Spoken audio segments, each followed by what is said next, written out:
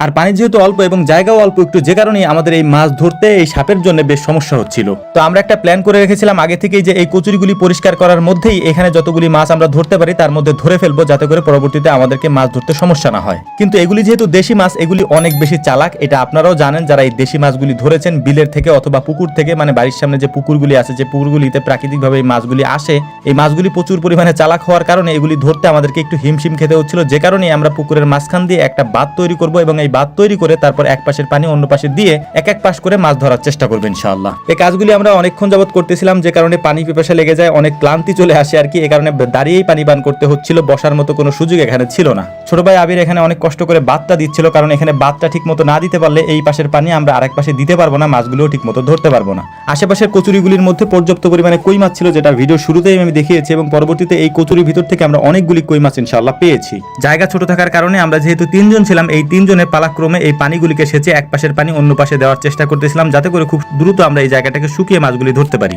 জায়গা যেহেতু এখানে অল্প, যে কারণে আমরা এক পাশের পানি অন্য পাশে তেমন একটা দিতে পারি নাই, এক পাশের পানি দিতে দিতে দেখলাম যে আরেক পাশে পানি চলে আসে আর কি। যাই হোক, আমরা শোল মাছগুলি, বড় বড় যে শোল মাছগুলি ছিল, এই শোল মাছগুলি ধরার চেষ্টা করতেছিলাম। যে সাপগুলি এখানে ছিল, জায়গাটা পরিষ্কার করার কারণে সাপগুলি এখান থেকে উঠে গিয়েছে এবং কিছু সাপকে আমরা তাড়িয়ে দিয়েছি এখান থেকে। তো যাই হোক, আলহামদুলিল্লাহ মোটামুটি আমাদের মাছ ধরার কাজটা অনেক অংশেই শেষের দিকে এখন, কারণ আমরা পুরো পুকুরটা সেচতে পারবো না, ওই পাশের পানি এই পাশে চলে আসতেছে, যে কারণে আমরা খুব দ্রুত মাছগুলি ধরার চেষ্টা করতেছিলাম পোলো দিয়ে, মানে পোলো চাপিয়ে। তারপর হচ্ছে যে বড় বড় যে শোল মাছগুলি আছে সেই মাছগুলি যাতে ধরা যায় সেটার জন্যই মূলত হচ্ছে পোলো চাপিয়ে চাপিয়ে তারপর মাছগুলি ধরার চেষ্টা করতেছিলাম। তো একটা ফলি মাছও আমরা পেয়েছি, মানে ফলি মাছগুলি সাধারণত এমনি পাওয়া যায় না, তো আমরা একটা পেয়েছি আলহামদুলিল্লাহ। যদিও মাছটা অনেক ছোট, তারপরেও যেহেতু ইউনিক একটা মাছ, এই জন্য একটু ভালোই লাগতেছিল আর কি। তো যাই হোক, আলহামদুলিল্লাহ মাছ ধরা মোটামুটি আমাদের শেষ। তা আমরা এখন এই জায়গাটার বাঁধটা ছেড়ে দিছি, যাতে করে বাকি যে মাছগুলি আছে পানিটা একটু কমলে ওখান থেকে যাতে বাকি মাছগুলি ধরা যায় আর কি। তো মাছগুলিকে আমরা নিয়ে এসেছি একবারে কলপারে এনে, তারপর এগুলোকে ধুয়ে পরিষ্কার করতেছিলাম, কারণ যেহেতু পুকুরটাতে ভিতরে প্রচুর পরিমাণে কচুরি ছিল, এই কচুরির কারণে মাছের কালারটাও কেমন কালচে কালচে হয়ে গেছে আর কি। তো মাছগুলিকে ধুয়ে সুন্দর করে কই মাছগুলিকে আলাদা তুললাম, এর পাশাপাশি অন্যান্য মাছগুলিকে আলাদা তুললাম। মাছ ধরাটা মূলত হচ্ছে